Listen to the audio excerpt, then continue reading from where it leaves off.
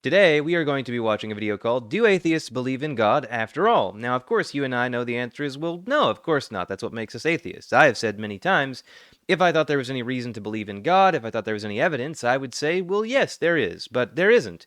It's just an idea somebody had, and like most ideas throughout human history, that idea has been wrong.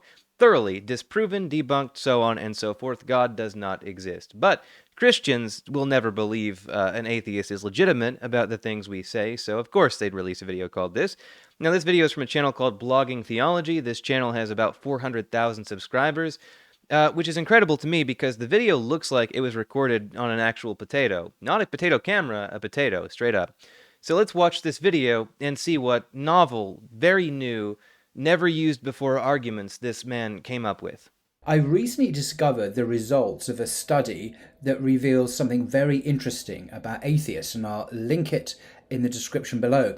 The study took place in Finland and was published in the International Journal for the Psychology of Religion under the title Atheists Become Emotionally Aroused When Daring God to Do Terrible Things. Take just a few seconds to think about the reasons why an atheist might become emotionally aroused upon saying something like, God, destroy me now. Just pause this video for a few seconds, think of a couple reasons, and then continue. So if you've done that, I thought of one really quick. I mean, most atheists, in America at least, used to be Christians or from Christian backgrounds. In fact, the study itself makes note of this, saying that 71 to 76% of American atheists in 2006 are from Christian backgrounds, which makes sense, of course. So, if you know anything about atheists and atheism, you know that a lot of atheists who come from Christian backgrounds do carry this instinctual fear of hell because they were taught about it their whole lives. It seeps its way into the subconscious. You can know something is wrong. You can know something is wrong intellectually, from rational perspectives, from a skeptic perspective. You can know something is wrong and still feel like you may be wrong about that. I've heard from plenty of ex-Mormons. I think this man would also agree that Mormonism is garbage. It's wrong. It's a false religion, blatantly, obviously so. It's a money cult. And I've talked to plenty of ex-Mormons who feel exactly the same way about it. They'll say, well, I know it's wrong. I know it's not true. I know there's no evidence for it. But having come from that background, I still feel like Mormonism is true. You can know something is wrong and still react as though it's not. That's not proof of God's existence. That's proof that we are all humans and we're all susceptible to the same things. We're all susceptible to the same subconscious influences and so on and so forth. Researchers connected both religious folk and self-described atheists to machines that measure perspiration. And as we know, increased sweating is a sign that someone is becoming more anxious and nervous, or like here in France, you're just very, very hot because of the weather. Anyway, it's the basis for lie detector tests. First of all, I think I should just say that lie detectors don't work. They are nonsense. They are pseudoscientific instruments. They don't work. People have been convicted falsely on lie detectors more than once. If you are ever offered a lie detector test to prove your innocence, do not take it. Contact a lawyer immediately. They are chicanery, pure and simple. So, secondly, that makes me think, well, this test might also be similar, but let's assume that there is some validity to the idea that you sweat more when you are a bit emotionally aroused. Let's assume that's the case. It seems reasonable enough. I have heard things like that. Maybe it's not like, bulletproof or anything, but let's assume there's some validity to it. Sounds fair enough. If that is the case, you ask me my name and I'm going to fail this test. The test subjects were then asked to make statements like, I wish my parents would drown, and I dare God to drown my parents. Religious people were more nervous and upset after uttering statements that asked God to do bad things, not surprisingly.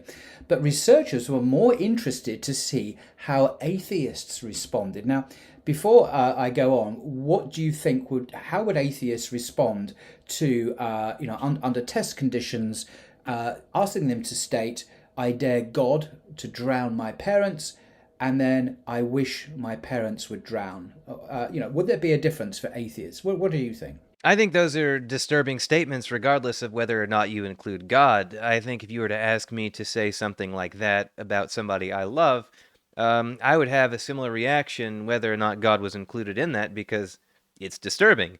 But I would also like to say that I think you should definitely figure out one very important thing before you do a test like this, which is, do I have any atheists in my test group that are not from religious backgrounds? Do I have any atheists that just never believed in God, were never exposed to it, don't take it seriously at all?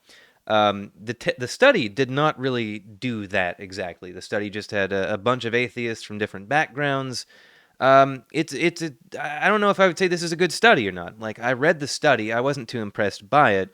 If I were doing a study like this, what I would want to do is I would want to get atheists not from a religious background and from a religious background as just to control for results, to find out if this result is consistent across both groups. I would suspect that it would not be. Now, personally, if I challenge God to do something, let's say I challenge God to knock me out right now. I don't really feel like that's a statement that's going to make me more anxious.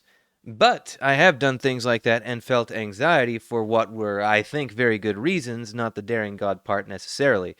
Let me give you an edgelord moment here. This is going to be like the edgiest atheist thing that I will ever say, the edgiest atheist story I will ever tell, but kind of a funny one. This is about, 12 years ago, something like that. I was at my parents' house, as is traditionally the case in these kinds of stories.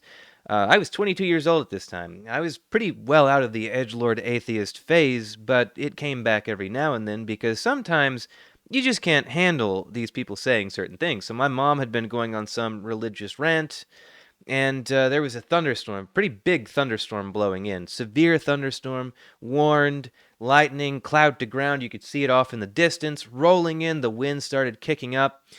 And in response to something she said, I turned my back to the storm and dramatically, put out my arms and Jesus, strike me down. God, strike me with lightning this very moment. And she started to get actually concerned. And frankly, I did too, because I know being that close to lightning and having your hands up like this, probably not a great idea, especially since we were surrounded by metal fencing and she was herself sitting on a metal couch. So here's my hands like this, challenging God to strike me with a lightning bolt, where there's at least an outside chance I could actually be hit by one, and then she would think that God did it. And then I turned it into an even more dramatic and hilarious gesture by going up to her and saying, Lord, prove you're real, strike us both dead this very moment. Um, Edgy thing to do, admittedly. And yes, doing something like that is going to fill you with emotions because, wow, that was not necessarily just a challenge to a potential god, but that was also a challenge to Mother Nature. And Mother Nature, as we know, is very real indeed. So I did feel a surge of energy at that moment, but it did not come from the god thing. I don't think. I think what it came from is I'm actually kind of afraid of thunderstorms, which is odd because I've chased them in the past, like tornadoes and stuff. But I'm a little bit frightened by them, let's just say. So challenging the thunderstorm meant more to me than challenging Yahweh, personally. Okay, well, here's what the scientific research demonstrated. Oh, after all, by the way, if there's no God, then wishing for something bad to happen and asking God to do it amounts to the same thing. There's nothing there to ask, is there? There should be no anxiety, no nervousness at all. No doubt from the link this guy gave in his description, he only read the abstract, which is very light on detail and probably assumed that was the whole study. But no, the whole study does not come to the same conclusions that he does necessarily. So I am going to leave a better link to the same study in my own little thing here. And you can go check that out down below if you want to. I get blocked down there. It'll be down there, okay? So just go check that out. You can read the whole study for yourself and see if what he's saying is accurate. It's not. However, the reactions among atheists differed very little from the reactions among religious people.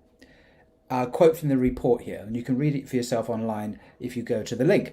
According to the skin conductance tests, that's what they call them, the atheists found asking God to harm them or others to be just as upsetting as religious folks did. I'll read that again.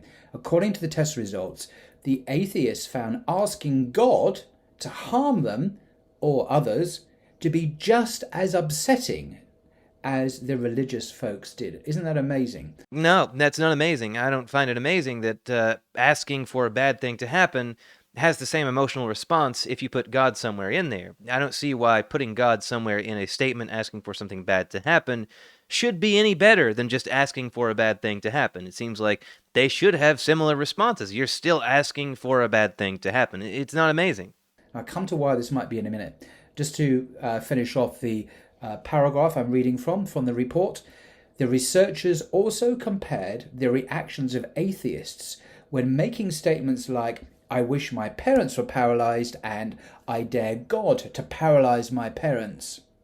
Atheists were, like believers, more bothered by the latter statement about God paralyzing parents, if you believe the skin conductance tests, even though both declarations would be, in theory, equally empty if there were no heavenly overseer. I can see how you could make that conclusion from that data, but I think these are also very different kinds of statements. I wish something would happen is not the same as saying, God make this happen. In the second case, there is certainly a lot more of like willfulness to it, I think. I think there's a lot more willfulness to the idea that you are asking for something to happen. Saying I wish is just you're just dreaming for something to happen, which yes, in the case of paralyzing your parents, it's not good to wish for such a thing. But in the case of saying God should do it or God do it, you're actually adding some kind of agency to it. Like imagine you telling an actual person you want them to do that to your parents. That's sort of the same idea there. I would like to see the response if instead of God there was an actual person in the room with you, or not even in the room with you. If there was an actual person in your life you were referring to, let's say the worst person you've ever met, and you are in that case challenging them to paralyze your parents or do something else terrible to your parents. I would like to see how that reaction stacks up.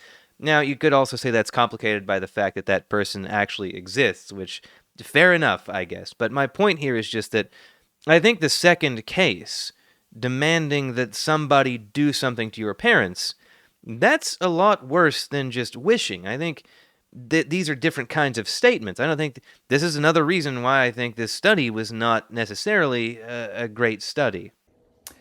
So there we are. Now, just like religious people, it seems, atheists became more distraught and nervous when asking God to do something bad.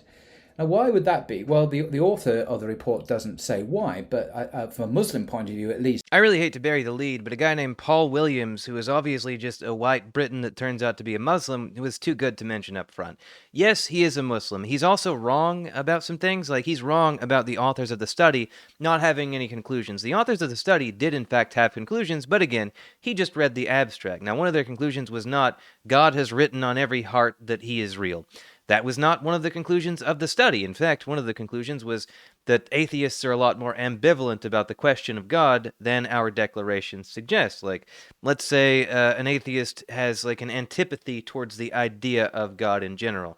They were suggesting not that there's a secret belief there, but rather there's more ambivalence to the question. That was one of the answers. I mean, and they did mention other potential factors like atheists coming from religious backgrounds, with that 71 to 76% statistic from 2006. That was the fourth potential factor they mentioned before explaining this. So this guy is wrong. He didn't read the study. You should read the study if you're going to mention a study. The idea of this happening is entirely understandable because human beings are hardwired to believe in the divine. Something called the fitra. The Quran talks about this instinctive awareness that's part of our species, our human species, to look to the transcendent, to look to God. And so even though intellectually, I would imagine one may come to disbelieve in God, still the heart, the deep inner core, the self of the human being reacts in the same way. You can't wipe it out from the human condition, it seems. Even if one believes in atheism, one is still instinctively reacting as a theist. It's quite extraordinary. I think we can say that some of the things he's saying are correct in a sense, just not the right sense. He's wrong about the reasons, but he's right about the substance.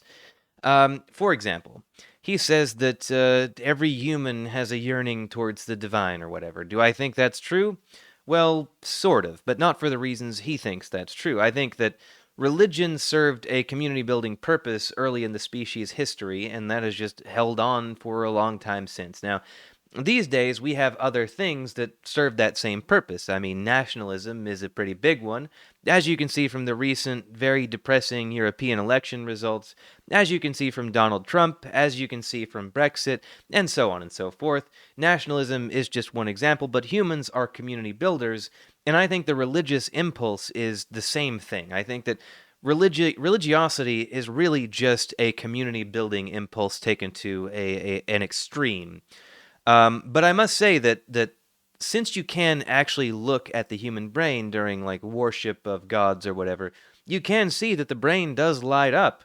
So we are having some transcendent experience of some sort, or at least experiences we perceive as that sort of thing. Um, the question is, what is the correct interpretation? So a Muslim hooked up to a machine is going to have the same sorts of experiences as a Hindu hooked up to the same machine. That's a very big problem. Hypothetically, both of these people should not be experiencing the same thing. If Islam is the one true religion, then Hindus can't be having the same sorts of feelings. And if Hindus are having the same sorts of feelings, how do we know that Islam is the true religion? Because it says it is? Well, I'm sure that Hinduism says the same things. And you can make this argument all around with any number of religions. I always recommend this documentary, so I'm going to recommend it again. There is a documentary on YouTube called Spiritual Witnesses. It's 13 minutes long, doesn't take much of your time, and it shows how people convert from one religion to another and experience the same sort of feelings all around. They all feel like God is telling them to go in this direction, that direction, but they're all different religions.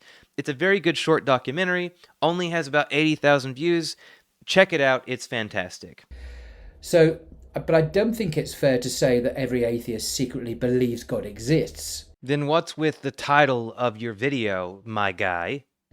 Believes in their head and just pretends to be an atheist in order to get attention. I do think it's fair to say that tests like these show that most atheists do not think God is a delusion, as Richard Dawkins argued in his famous book, The God Delusion. Delusions are obviously silly beliefs that are easily refutable by evidence. If God were a delusion, then no one should really fear him drowning his parents any more than one would fear Santa Claus drowning his parents. I think these statements are a lot more unequivocal than they need to be. I mean, I do not believe in cryptids. I don't think the chupacabras out there. I don't think skinwalkers are real. I don't think that crawlers are real. I don't think Bigfoot's real. I don't think this stuff is real. However, you catch me in the right mood on a dark night alone with the window open and I can hear the animals outside. I can hear the wind blowing. Maybe the lighting in my room is very dim. I'm on the computer reading creepy pastas about crawlers or skinwalkers. Yeah, dude, I can get creeped out. That doesn't mean I think they're real secretly. That just means I read a scary story and felt things. You ever watched a movie before? I have. Movies have made me feel all kinds of things.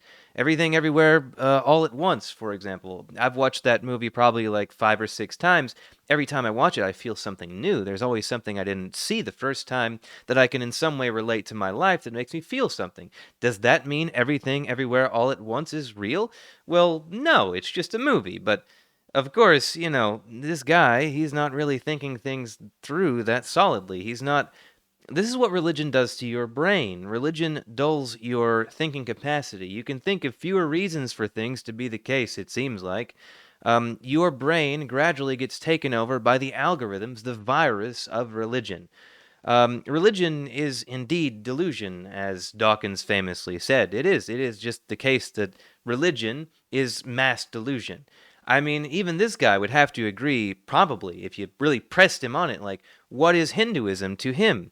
Well, he's a Muslim. He believes that Islam is the true religion, the one true religion. There is one God named Allah, and Muhammad is his prophet. He believes this. So he has to think Hinduism is fake. It's got to be a mass delusion, doesn't it? Unfortunately, the authors of this study didn't ask the participants to dare a known false belief like Santa Claus or the flying spaghetti monster to do something bad to a loved one. But I think one can guess the outcome. If I ask the flying spaghetti monster to harm someone, it's just going to be meaningless. It's not going to have any traction with me. I'm not going to feel secretly this is a flying spaghetti monster is going to do anything, because patently it's a fiction. You guess, you think, you don't have a study on it. Well, how are you going to know for sure? You don't have a study on this. You're just speculating wildly that this is the case. I think there is also a substantial difference between Santa Claus or the flying spaghetti monster. You believe in Santa Claus, usually, for the first few years of your life, and then you find out the truth that Santa Claus isn't real. Everybody around you doesn't go on acting like Santa Claus is real after you find out the truth about that. You're not in a society of Santa Claus believers after that point, unless you're surrounded by children your whole life for some reason, which I gotta be honest, dude, that's kind of creepy. But I digress. This flying spaghetti monster, well, that is an idea somebody actually just made up on the spot. When I see beliefs like God, I don't think somebody just made that up on the spot to just make it up. I think that's something people really believed. I think that when we didn't understand how the world worked, it was perfectly reasonable to think that it must have been created by and held together by some kinds of gods. That was probably pretty reasonable at the time. I mean, that it seems reasonable enough to me that if you don't have any explanation for things, why not? Go wild. I mean, we have explanations now, thankfully, but for the longest period of human history, we didn't have explanations for anything. We didn't know how anything worked. Um, but the difference is, again, we are taught from childhood that Jesus exists and God exists and all this stuff. And even when we stop believing in it, even if we never believed in it to begin with, people all around us believe in this stuff. And I think that's enough to sow some doubt into almost anybody. Not doubt about the truth of it all, but just this potential little bit that you could be wrong. I think that if Christians were in a society where there's just mostly atheists, they have to think, well, surely I could be wrong about this, right? I mean, it seems pretty obvious. Just, I can say for a fact that just people knowing me has made them uncomfortable because my not believing in God has made them have some doubt about whether God exists or not. And granted, now to be fair, most of those people go on being Christians and eventually work over that. But I think there is always going to be some doubt there after you meet somebody who believes very differently than you do. And if you're surrounded by people like this from birth, it makes perfect sense. But God, the concept of a transcendent divine being, is clearly, as I've already said, hardwired. It's in our DNA as a species, it seems, and this seems to be excellent evidence of this, and indirectly is a confirmation of the Quran, of course, and other faiths that see us as creatures made by God and made to worship our Creator instinctively. I'd really like to see some proof for the idea that Allah just like planted his signature in everybody's DNA. I'd really like to see something like that.